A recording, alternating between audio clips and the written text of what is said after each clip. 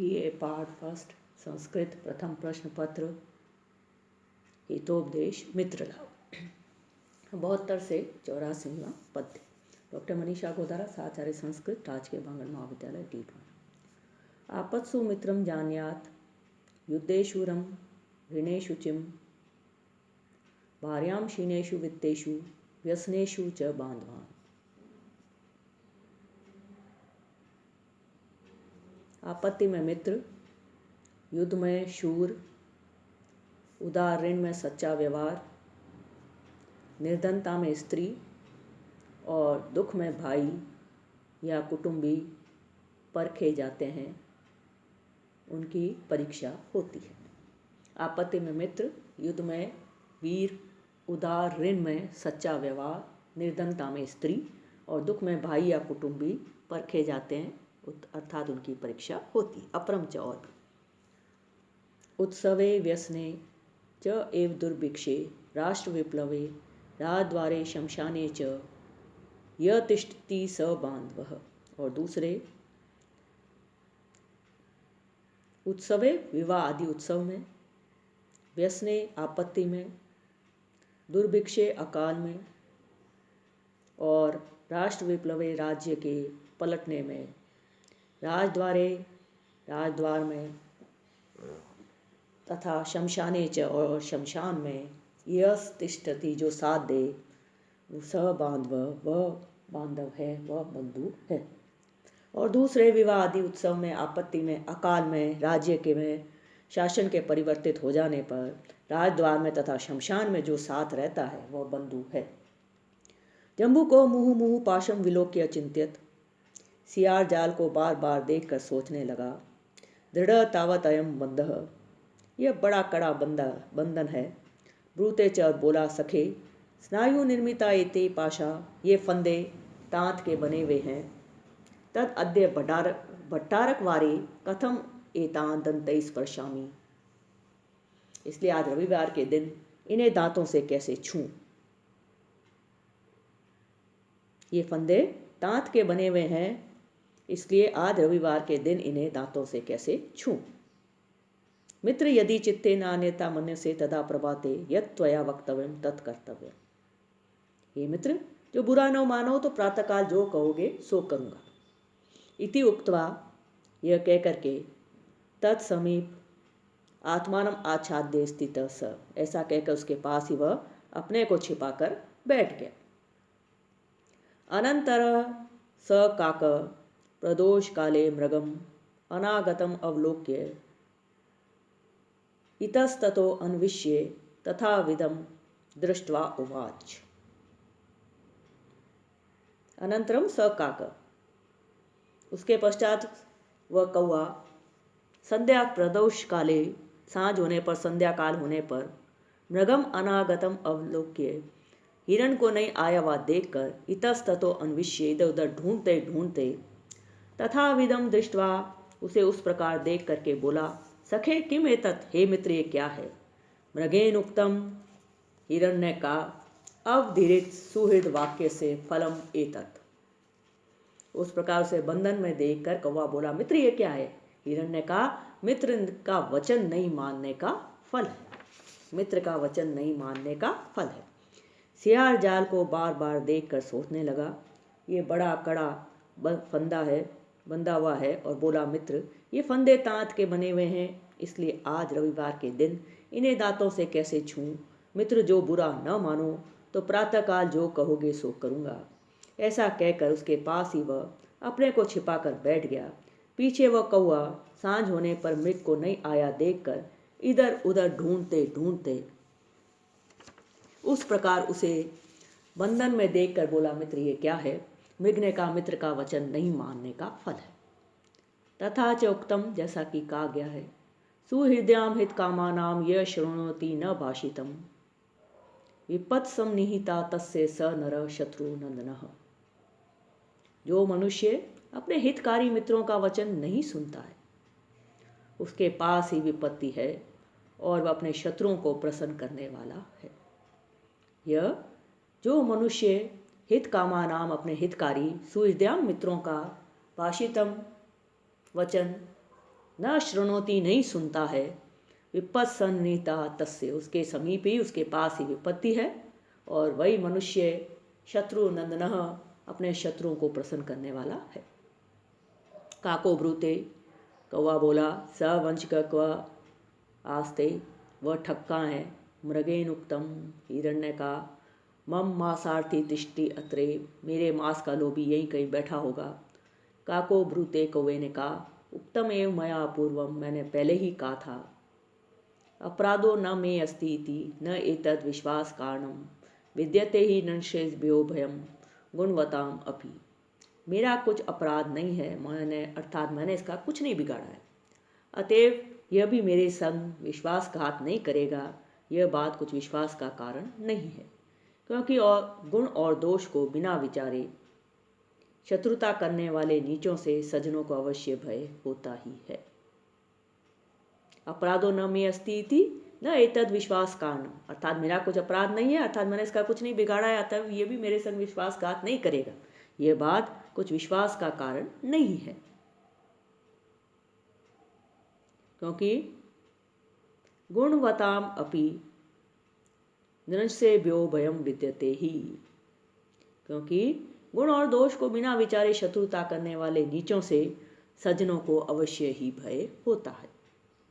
दीप निर्वाण गन्धम च सुहृद वाक्यम अरुंधतिम न जिग्रंती न शृण्वंती न पश्यंती गतायुष। गतायुष और जिनकी मृत्यु पास आ गई है, ऐसे मनुष्य न तो बुझे हुए दीपक की गंध सूंघ सकते हैं, न वित्र का वचन सुनते हैं, और न अरुंधति तारे को देख सकते हैं। और जिनकी मृत्यु पास आ जाती है, आ गई है, ऐसे मनुष्य न तो बुझे हुए दीपक की गंध सूंघ सकते हैं, न मित्र का वचन सुनते हैं, और न अरुंधति के तारे को देख सकते हैं। अरुंधति आकाश में सप्त ऋषियों के तारों के पास एक बहुत छोटा सा तारा है।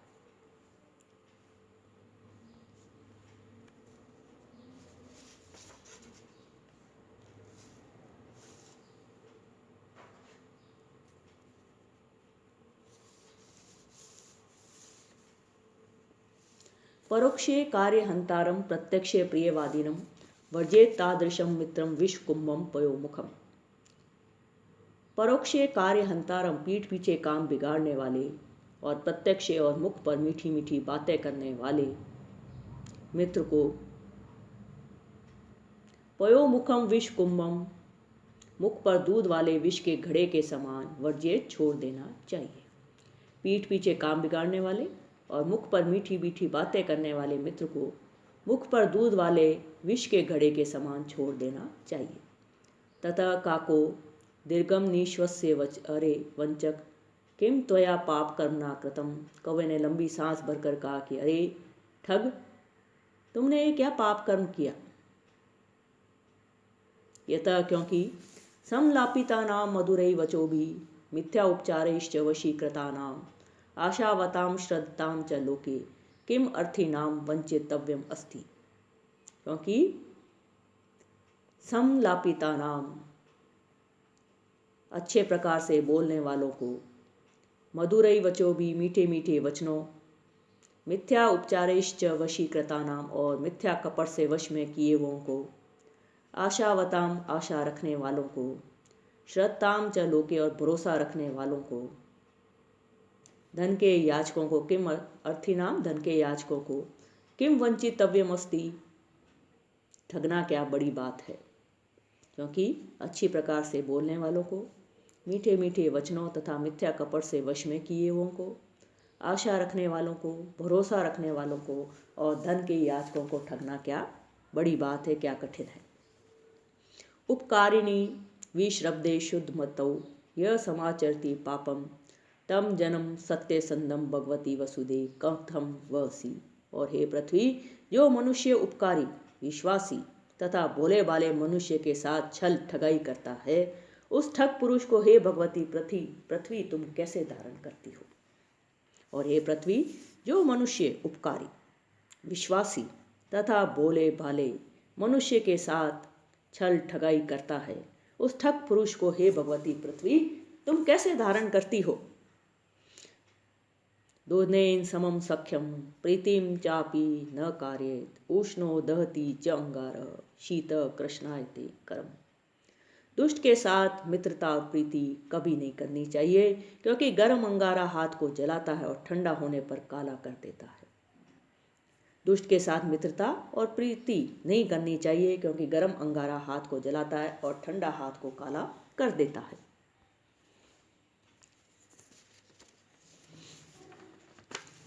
अथवा स्थिति इयम दुर्जनारा, अथवा दुष्टों की स्थिति होती है, दुर्जनों का यही आचरण है। प्राक पादयो पतति खादति पृष्ठमासम कर्णे कलम किम कपि रोत्ति शनै विचितम छिद्रम निरूप्य सहसा प्रविश्यति अशंक सर्वम खलस्य चरितम वश्क करोति। मच्छर दुष्ट के समान सब चरित्र करता है, अर्थात दुष्ट प्राक पादयो पदति खादति पृष्ठमासम, दुष्ट पहले पैरों पर गिरता है, वैसे ही यह मच्छर भी गिरता है। जैसे दुष्ट पीठ पीछे बुराई करता है, वैसे भी यह पीठ में काटता है। जैसे दुष्ट कान के पास मीठी मीठी बात करता है, वैसे ही यह भी कान के पास मधुर विचित्र शब्द करता है। और जैसे दुष्ट आपत्ति को देखकर निडर होकर बुराई करता है, वैसे ही मच्छर भी छिद्र अर्थात रोम के छेद में प्रवेश करके काटता है। मच्छर दुष्ट के समान सब चरित्र करता है, अर्थात जैसे दुष्ट पहले पैरों पर गिरता है, वैसे ही यह भी गिरता है। जैसे दुष्ट पीठ पीछे बुराई करता है, वैसे ही यह मच्छर पीठ में काटता है।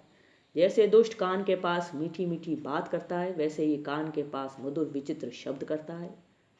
और जैसे दुष्ट आपत्ति को देखकर निडर हो बुराई करता है, वैसे ही मच्छर भी छिद्र अर्थात रोम के छेद में प्रवेश कर काटता है। दुर्जना प्रियवादी च न एतद् विश्वास कारणम मधु तिष्ठति जीवाग्रे हृदय हलाहलम विषम। और दुष्ट मनुष्य का प्रियवादी होना विश्वास का कारण नहीं है, उसकी जीभ के आगे मिठास और हृदय में हलाहल विष भरा है। और दुष्ट मनुष्य का प्रियवादी होना विश्वास का कारण नहीं है, उसकी जीभ के आगे मिठास और हृदय में हलाहल विष भरा है। अथ प्रभाते क्षेत्रपति गूढ़हस्तम प्रदेशम आगच्छन् काकेन अवलोकितः।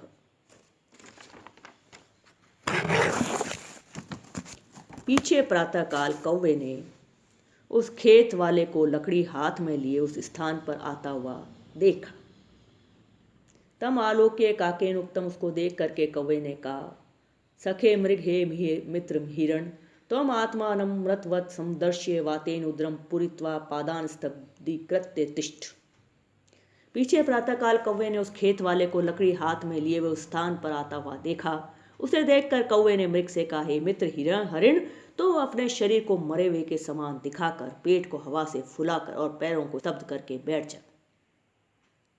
यदा अहं शब्दम करोमि तदा त्वम उत्थाय सत्वरम पलायिष्यसि। और जब मैं शब्द करूं तब तू झट उठकर जल्दी भाग जाना। मृग तथैव काक वचनेन स्थित। मृग उसी प्रकार से कौवे के वचन से पड़ गया, स्थित हो गया। ततः क्षेत्रपतिना हर्ष उत्फल लोचने तथा विदो मृग आलोकितः। फिर खेत वाले ने प्रसन्नता से आंख खोलकर उस मृग को इस प्रकार देखा।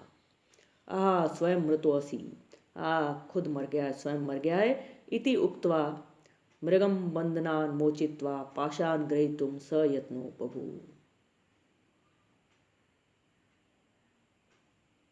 ये तो अपने आप ही मर गया, ऐसा कहकर मृग की फांसी को खोलकर जाल को समेटने का यत्न करने लगा। ये तो स्वयं मर गया है, इता ऐसा कहकर हरिण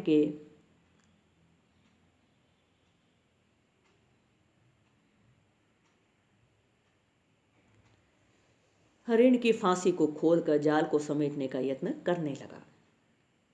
तथा काक शब्दम श्रुत्वा मृग सत्वरम उत्थाय पलायितः। पीछे कौवे का शब्द सुनकर मृग तुरंत उठकर भाग गया। तम उद्देश्य तेन क्षेत्रपतिना क्षिप्तेन लगुड़ेन श्रृगालोहत।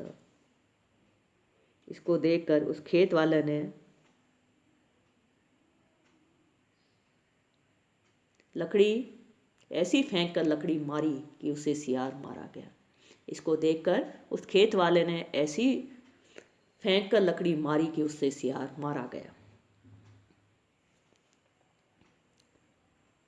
पीछे प्रातःकाल कौवे ने उस खेत वाले को लकड़ी हाथ में लिए उस स्थान पर आता हुआ देखा। उसे देखकर कौवे ने मृग से कहा, मित्र हरिण, तू अपने शरीर को मरे हुए के समान दिखाकर पेट को हवा से फुलाकर और पैरों को स्तब्ध कर बैठ जा। जब मैं शब्द करूं तब तू झट उठकर जल्दी भाग जाना। मृग उसी प्रकार से कौवे के वचन से पड़ गया। फिर खेत वाले ने प्रसन्नता से आंख खोलकर उस मृग को इस प्रकार देखा, आहा, ये तो अपने आप ही मर गया। ऐसा कहकर मृग की फांसी को खोलकर जाल को समेटने का यत्न करने लगा। पीछे कौवे का शब्द सुनकर मृग तुरंत उठकर भाग गया। इसको देखकर उस खेत वाले ने ऐसी फेंक कर लकड़ी मारी कि उसे सियार मारा गया। तथा चोक्तम, जैसा कि कहा गया है, त्रिभी वर्षे त्रिभी मासे त्रिभि पक्षे त्रिभि दिने अति उत्कटे पापे पुण्य यह एव फलम अश्नुते। जैसा कि कहा गया है कि प्राणी 3 वर्ष 3 मास 3 पक्ष और 3 दिन में अधिक पाप और पुण्य का फल यही भोगता है।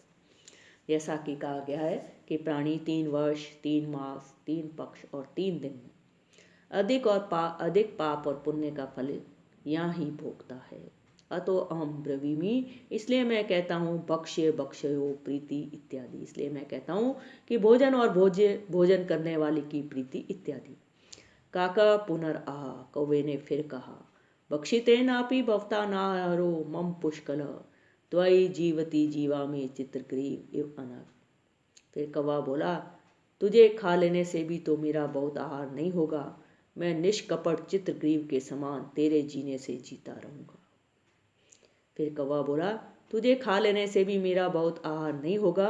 मैं निष्कपट चित्रग्रीव के समान तेरे जीने से जीता रहूंगा। 84वां पद्य संपूर्ण हुआ।